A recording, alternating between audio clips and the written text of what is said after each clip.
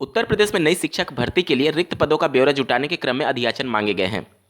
UP TET 2021 का paper वर्ष 2017 से हूबहू रिपीट होने के बाद से ये मामला माननीय कोर्ट में कई अभ्यर्थियों के द्वारा ले जाया गया था। क्या ये परीक्षा रद्द होगी और नया क्या कुछ चल रहा है, इसके बारे में डिटेल में चर्चा होगी। 69,000 सहायक अध्यापकों की भर्ती में बेसिक शिक्षा विभाग के द्वारा जो 6800 अभ्यर्थियों की चौथी लिस्ट जारी की गई थी, उस पर माननीय कोर्ट ने रोक लगा दिया है। साथ ही बात करेंगे प्राथमिक शिक्षक भर्ती में बीएड अभ्यर्थियों के एलिजिबिलिटी को लेकर के जो माननीय न्यायालय में कोर्ट केस चल रहे थे, उनके बारे में नया क्या कुछ अपडेट है और पश्चिम बंगाल में जो बीएड अभ्यर्थियों के संदर्भ में फैसला दिया गया, इसके बारे में विस्तारपूर्वक चर्चा होगी। आरओ एआरओ के रिजल्ट की घोषणा कर दी गई है। इसके अलावा शिक्षा विभाग से जुड़े कुछ अन्य प्रमुख खबरों को भी देखने वाले हैं, अंत तक जुड़े रहिएगा। नमस्कार दोस्तों, मेरा नाम है नीरज और आप देख रहे हैं कैरियर बिट यूट्यूब चैनल। अगर आप इस चैनल पर पहली बार विजिट कर रहे हैं तो इसको सब्सक्राइब करते हुए बेल आइकन को प्रेस करना ना भूलें। दिनांक 27 जनवरी 2022 को शिक्षा निदेशक के द्वारा अपर शिक्षा निदेशक को एक पत्र लिखा गया, आप स्क्रीन पर देख पा रहे होंगे। शिक्षा निदेशक माध्यमिक एवं लोक सेवा आयोग के स्तर पर संबंधित प्रधानाध्यापक एवं प्रवक्ताओं की तथा रिक्त पदों पर लोक सेवा आयोग से चयन कराने जाने के संबंध में यहाँ पर रिक्त पदों का ब्यौरा मांगा गया है प्रवक्ता के लिए। तो उम्मीदें जगी हैं कि एलटी ग्रेड में जो काफ़ी लंबे समय से शिक्षक भर्ती का इंतजार किया जा रहा है, उसके लिए जल्द ही जब अधियाचन आ जाएंगे तो शिक्षक भर्ती की प्रक्रिया प्रारंभ की जा सकती है। यहाँ पर आप देख सकते हैं अधिकतम 15 दिन के अंदर ये पूरा मांगा गया है ब्यौरा, कितने पद खाली हैं, और इसके संदर्भ में काफ़ी लंबे समय से अभ्यर्थी एलटी ग्रेड में शिक्षक भर्ती का इंतजार कर रहे थे और उसी के क्रम में ये अधियाचन मांगा गया है।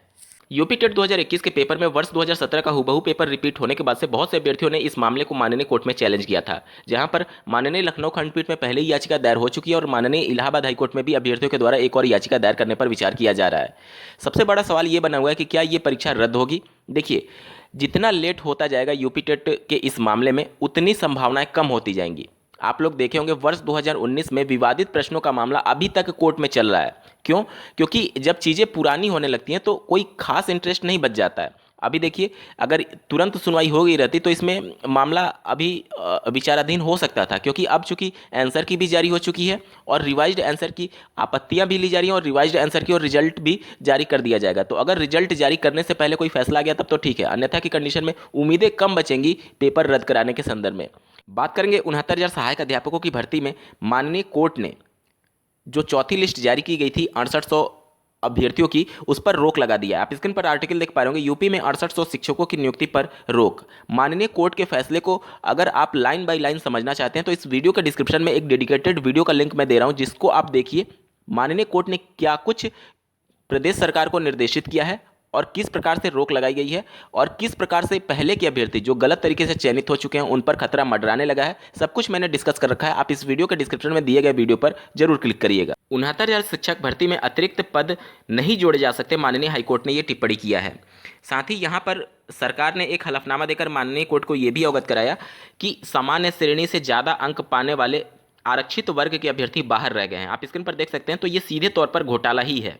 राज्य सरकार की तरफ से महाधिवक्ता ने कोर्ट में कहा कि आरक्षित श्रेणी के कुछ उम्मीदवारों की याचिका पर इस न्यायालय द्वारा कुछ आदेश पारित किए गए थे, जिसके आधार पर राज्य ने आरक्षण के अमल पर फिर से विचार किया। नीति के साथ साथ आरक्षण अधिनियम 1994 के प्रावधान सही से लागू न होने के कारण ऐसे आरक्षित श्रेणी के उम्मीदवार जो अन्यथा मेधावी हैं, अर्थात सामान्य श्रेणी के कट ऑफ से अधिक अंक प्राप्त किए हैं, नियुक्ति पाने से रह गए थे। विचार के बाद राज्य सरकार ने 6800 अभ्यर्थियों के नाम वाली एक अतिरिक्त नई चयन सूची जारी करने का निर्णय किया।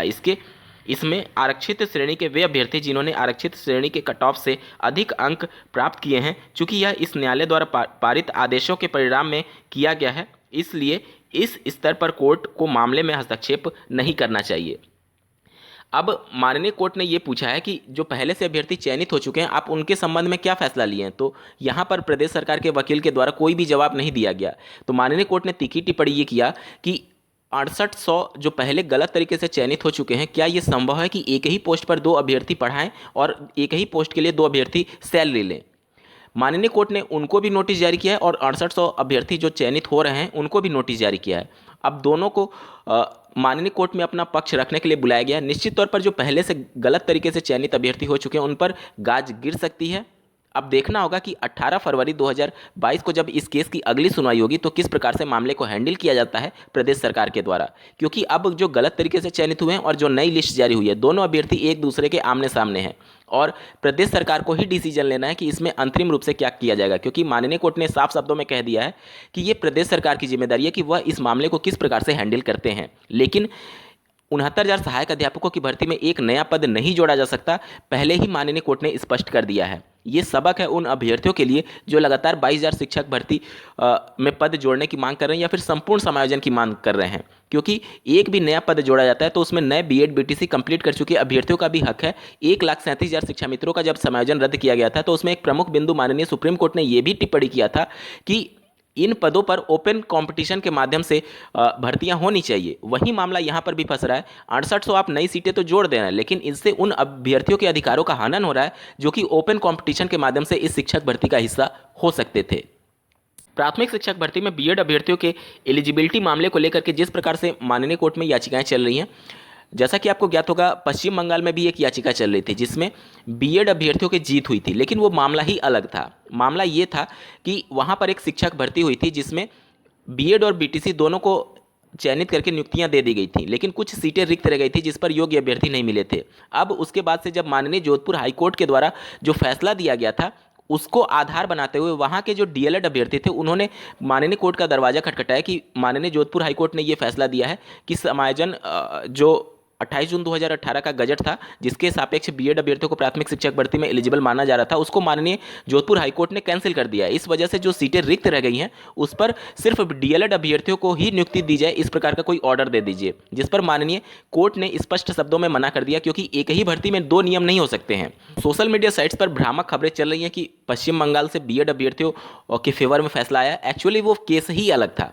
वो रिक्त पदों पर बीटीसी वाले अभ्यर्थी यानी डीएलएड वाले अभ्यर्थी सिर्फ अपनी नियुक्ति की मांग कर रहे थे। अब जो एक भर्ती कंप्लीट हो चुकी है जिसमें कुछ सीटें रिक्त रह गई हैं, ये कैसे संभव है कि माननीय कोर्ट ये आदेश कर दे कि एक ही भर्ती में दो अलग अलग नियम हो। इस वजह से बीएसटीसी वाले यानी डीएलएड वाले जो अभ्यर्थी थे उनके केस को खारिज कर दिया गया था। तो यहाँ पर अप्रत्यक्ष तौर पर बीएड वाले ये मान रहे थे कि ये बीएड की जीत है, लेकिन एक्चुअली वो केस ही अलग था। वहाँ पर भर्ती में आधी भर्ती हो चुकी थी और आधी भर्ती में नियम बदलने की मांग डीएलएड वाले अभ्यर्थी कर रहे थे। इस वजह से मामला खारिज हुआ था, जो कि न्याय संगत है और पूरी तरीके से सही है।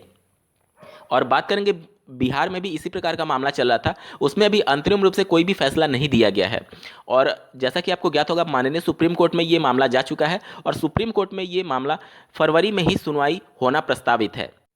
उत्तर प्रदेश लोक सेवा आयोग के द्वारा RO-ARO 2021 के प्री एग्जाम के रिजल्ट की घोषणा कर दी गई है। 4,830 अभ्यर्थी सफल घोषित किए गए हैं RO-ARO में। आज के वीडियो में बस इतना ही। ऐसे ही महत्वपूर्ण अपडेट के लिए इस चैनल को सब्सक्राइब करना ना भूलें। इस वीडियो को देखने के लिए आपका बहुत बहुत धन्यवाद। भगवान करे आपका दिन शुभ हो।